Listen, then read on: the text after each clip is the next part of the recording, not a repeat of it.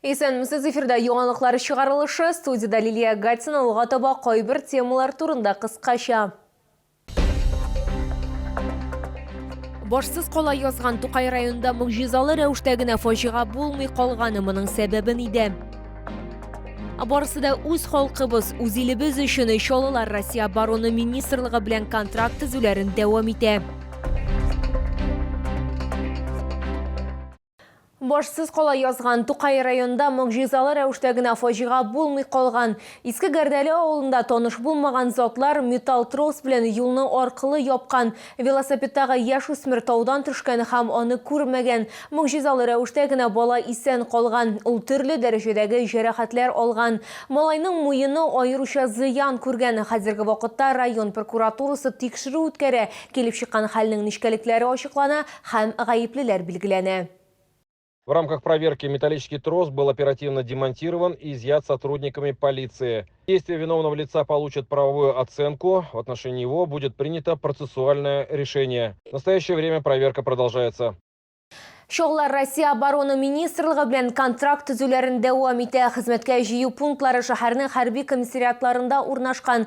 Бер көн эчендә медицина тикшерүе уздырыла, барлык кирәкле документлар тутырыла. Хәбәрчебез хәрби хезмәткәрләр белән аралашты. Алар үзләренең ни өчен хәрби операция зонасына барулары турында сөйләде. Ринат дусына иртәгә үк хәрби комиссариатка барачагы турында әйтә. Бүген инде ир хәрби хезмәткә контракт төзегән. Аның сүзләренчә, Ринатның ике туган абыйсы да СВО зонасына киткән. У меня близкие, родственники, друзья все там. Вот. И сам тоже осознанно, без никаких там вот этих вмешательств, я просто решился. Да, я тоже думаю, пойду. Поддержу своих друзей, своих близких, свою родину. Руслан ЧПУ наладчыгы булып эшләгән, алгы сызыкта артиллериядә булачак. Аның сүзләренчә, ул бу хәлләр турында 2 ел уйлаган. Курск өлкәсендәге хәлләр хәл иткеч карар кабул итәргә этәргән. После событий в Курске, то, что ВСУ вторглась к нам, решил, что кроме нас никто не сможет помочь нашей стране, нашим ребятам. Я решил подписать контракт. Ел башыннан Чаллыдан үзә һәм автозавод хәрби комиссариатларынан 900 контрактчы җибәрелгән. Работа у нас идет уже налажена. В течение суток мы их оформляем. С утра берем заявление, медицинская комиссия, выделяется транспорт для этих целей. В районе 14-15 часов они уже возвращаются на оформление, до оформления своих личных дел. Вот вчера у нас прошло 18 человек, сегодня все они уже поданы в приказ, завтра уже будут. Чаллыдан хәрбиләр атнасына 2-3 тапкыр Казанга җибәрелә. Лилия Гатина, Эльмира Гайнетдинова, Кирилл Хабзей, яңалыклар. Буыннар бәйләнеше. Якты Мурал 32-06 йортының фасадын бизәгән ул КАМАЗның 55 еллыгына һәм студентлар отрядларының 65 еллыгына багышланган. Бинада әсәрнең бөтен матурлыгын күрергә була. Рәссамнарның картинаны тәмамлау өчен соңгы штрихлары калган. 32-06 йортының фасадын комсомол студентлар төзелеше икерче һәм автогигантлы мурал бизәгән. Этот мурал полностью отражает то, что стройка была, и сейчас все это возобновляется. Снова студенческие отряды на КАМАЗе. Аларның курткасының дизайны 65 ел дәвамында үзгәрми. Люди старшего поколения подходят, обращают на эти куртки внимание, говорят, у меня тоже такая где-то висит в шкафу, я тоже из движения студенческих отрядов. Я когда-то давно, 50 лет назад, приезжала сюда строить этот КАМАЗ, до сих пор осталась здесь. Әлеге проект айның 11 төбәгеннән 300 кеше катнашты. Город этот строила молодость, строили студенческие отряды. И эти люди, они живут сейчас в этом городе, они выросли в этом городе, это уже взрослые люди. И я думаю, им это будет очень приятно, потому что это про их молодость, мурал. Проектны төгәлләү һәм муралны ачу бәйрәме 30 августта көтелә. Лилия Гатина, Яна Вальдю, Тимур Сафронов, яңалыклар.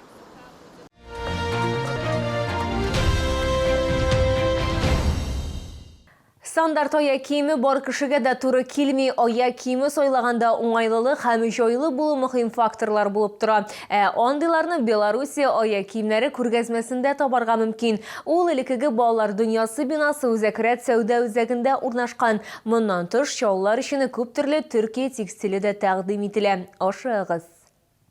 Күпләр аяк киеме сайлаганда кыйынлыклар белән очраша, ләкин Белоруссия аяк киемнәре күргәзмәсендә җайлы аяк киемнәре табу мөмкинлеге бар. Бирдә проблемалы аяклылар да үзләренә матур һәм уңайлы аяк киеме сайлый ала. За счет своей большой полноты и высоты носа данные туфли подходят на любую ширину стопы. Благодаря застежке молнии сбоку нашим покупателям с высоким подъемом гарантировано удобство надевания и снятия, даже при отечности ног. Подошва из вспененного полиуретана с добавлением каучука прослужит долго благодаря своей амортизационной способности. Табигый күннән эшләнгән яхшы сыйфатлы Белоруссия аяк киемен үз тәҗрибәләрендә бәяләүчеләр аны башкага алыштырмаячак.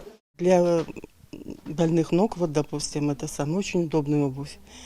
И я вот купила зимние сапоги и очень довольна. Это самое мне удобно, самое главное. Ярминкәдә шулай ук Төркия текстиле белән дә танышырга була. Одеялар һәм мендәрләр, урын җир әйберләре, плитлары барысы да бер урында. Состав ткани для постельного белья полностью натуральный. Здесь присутствуют только хлопковые нити высокого качества. Для пошива постельного белья используется полотно с плотностью расположения нитей 120-150 грамм на метр квадратный, что обеспечивает хорошую мягкость и прочность белья. Белоруссия аяк киемнәрен һәм текстильне Муса Җәлил урамы 55Б элеккеге балалар дөньясы бинасы үзәк рәт сәүдә үзәгендә алырга була.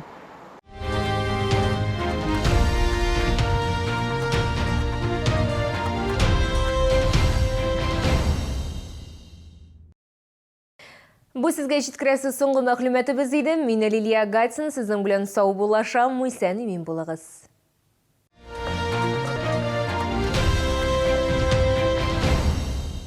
Диагностический центр ТАТ-клиник оказывает весь спектр услуг на магнитно-резонансном и компьютерном томографах. Набережные Челны, 780303.